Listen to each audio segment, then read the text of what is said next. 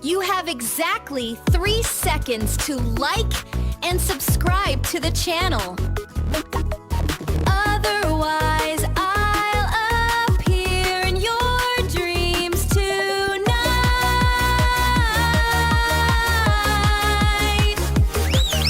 To ask for a donation for that cup of coffee, link below.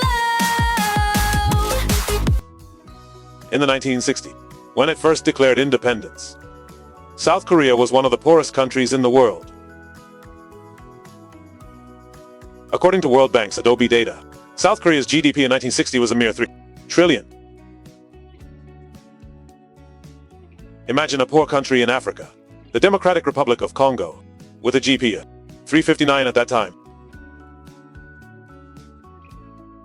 These two numbers aren't very different either.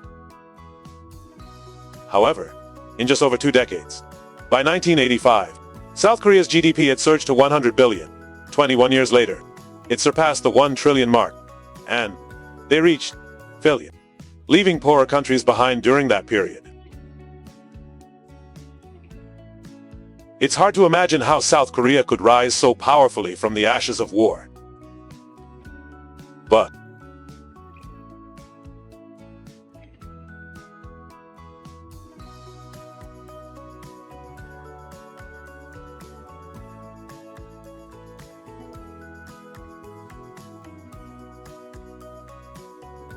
Japan invaded the Korean peninsula and controlled the land until surrendering to the Allied forces in 1945. The peninsula was then divided into 2 areas, the north occupied by the Soviet Union and the south occupied by the United States. Following the failure of reunification negotiations, the southern region became the Republic of Korea in August 1948, while the northern region became the Democratic People's Republic of Korea. Following the failure of reunification negotiations, the southern region became the Republic of Korea in August 1948, while the northern region became the Democratic People's Republic of Korea. In 1950, with the backing of the Soviet Union, North Korea launched a war of aggression against South Korea. The United States then had to intervene to support South Korea.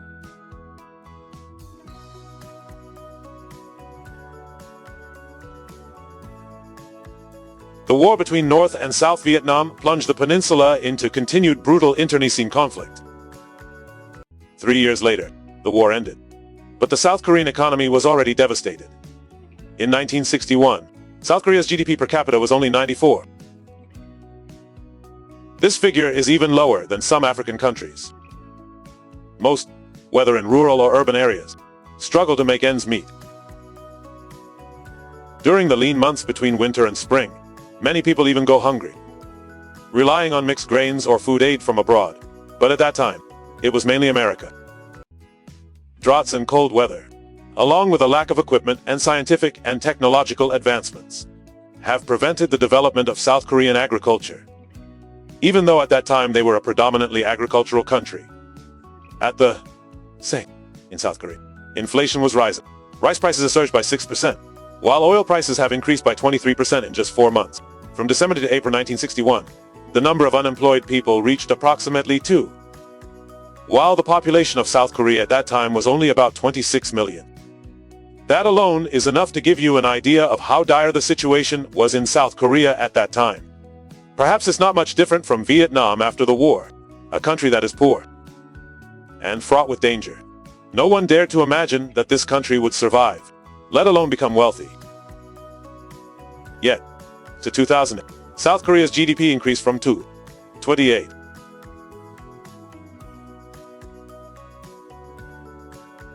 Gross national income (GNI) per capita surged from 87 to approximately 19. The changes are happening so rapidly that they are astonishing people all over the world. What did they do?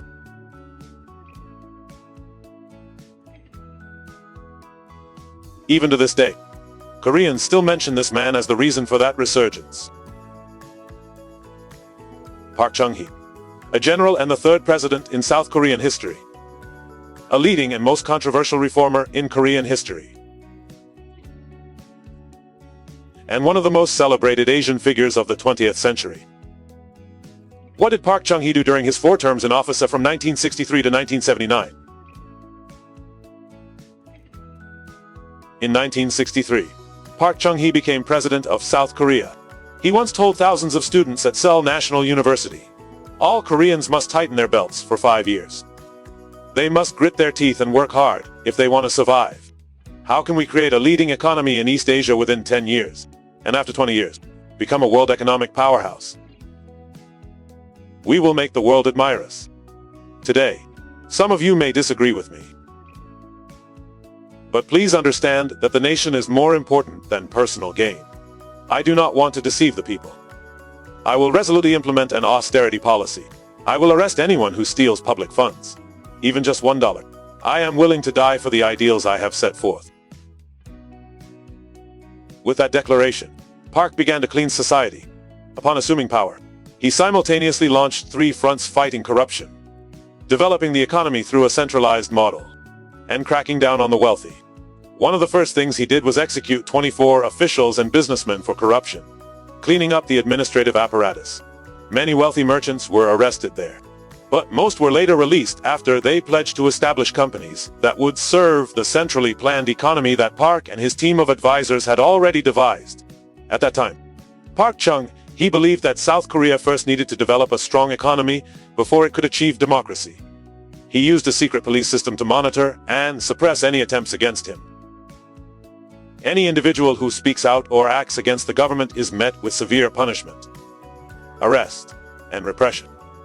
Protests and speech in general were all heavily censored.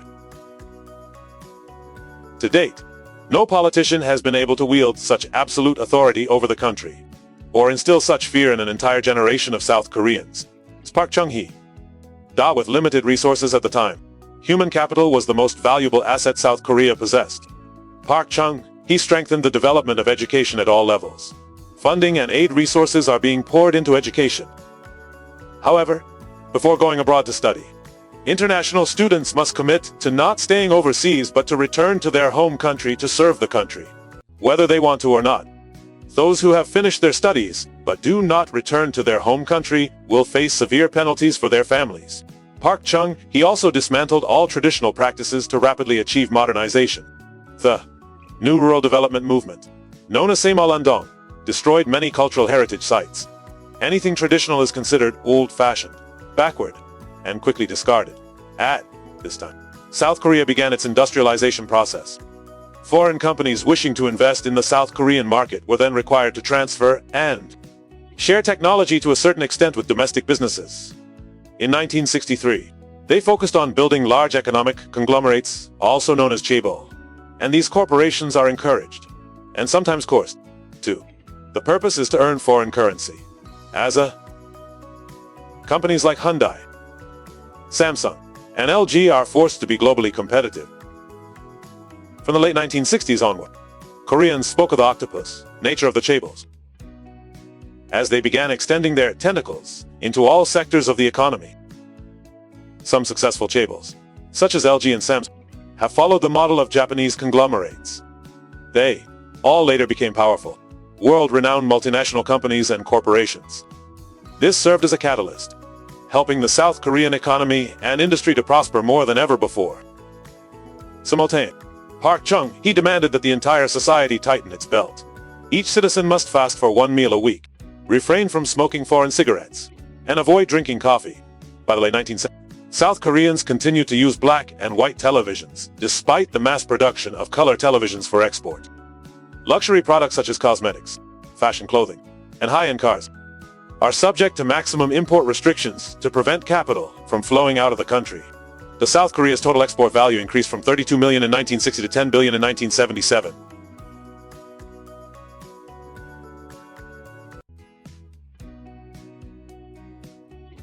In terms of diplomacy, unlike his predecessor, Park Chung-hee re-established normal relations with Japan, country that had caused much suffering to the Korean people.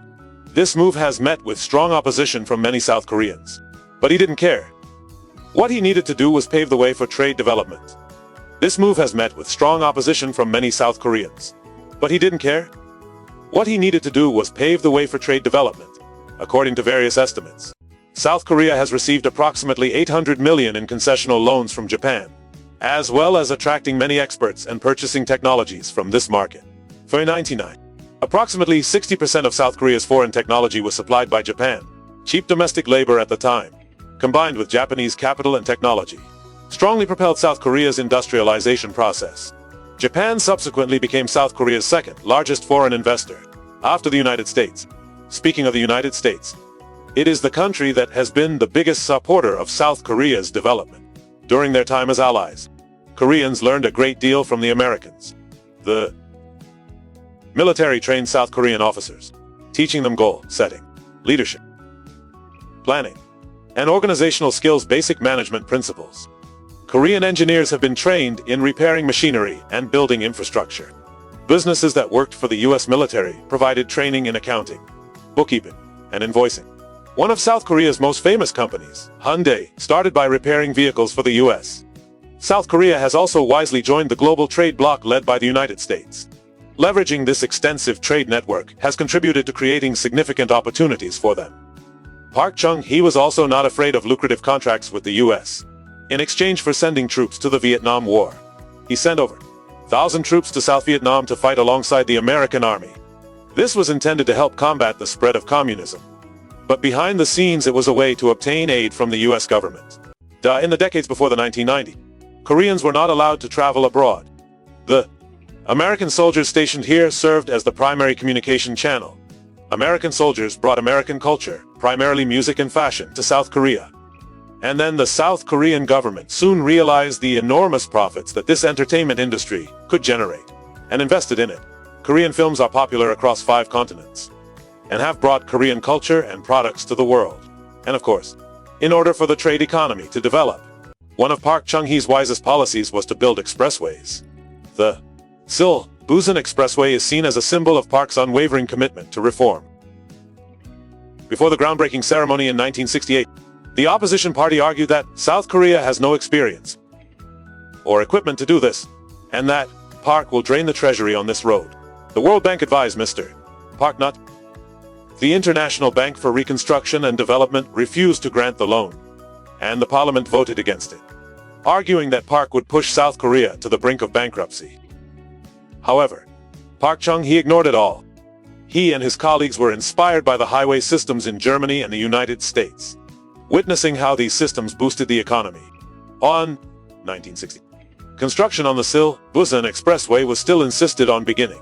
29 months later, the route was completed, connecting Seoul with Suwon, Daejeon, Gumi, Daegu, and with a total length of 416 km and a speed limit of up to 100 km/h. The highway cost equivalent 6% of the national budget in 1967. In 1971, when Park Chung-hee popped a bottle of champagne to inaugurate the Seoul-Busan Expressway, South Korea officially entered a period of modernization. Just 3 years later, 80% of South Korea's traffic was using this road. The localities through which the expressway passes contribute more than 76% of the gross domestic product and more than 80% of industrial output. On the inauguration day, Park Chung-hee emphasized, today, the long-held dream of the Korean people has been realized. This is the result of the blood, sweat, and determination of the people. Through this project, we have demonstrated that our capabilities and strength are limitless. Through drastic reforms, after nearly 20 years of leadership, Park Chung-hee not only lifted South Korea out of poverty, but also transformed the country into a global export powerhouse in just over 2 decades after the war. The South Korean industrial sector has witnessed remarkable growth, with the emergence of multinational corporations. Now the first 5-year plan projected economic growth of 8.3%, while second 5-year plan aimed for a growth rate that even President Park and his team wouldn't have dared to imagine, 11.4%.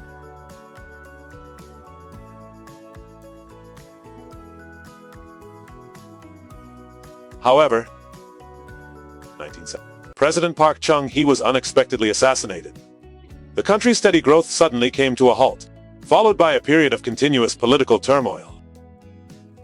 The failed rice harvest and inflation reaching 4% in 1979 caused the South Korean economy to suffer a recession of 6% in 1980.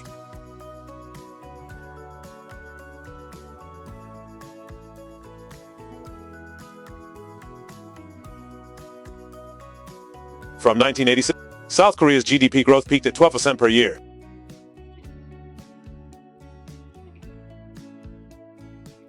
South Korea became the fastest growing economy in the world at that time. South Korea was later classified as one of the newly industrialized countries. In the following years, although it slowed down, the growth rate continued to increase steadily until 1997, averaging 10% per year. By the end of 2011, in terms of per capita income, South Korea was even richer than the average of the European Union, EU. The average per capita income in South Korea is 31, while in the EU it is 31.5. Overall, South Korea has made remarkable progress from the ashes of war in 1953 to its current position.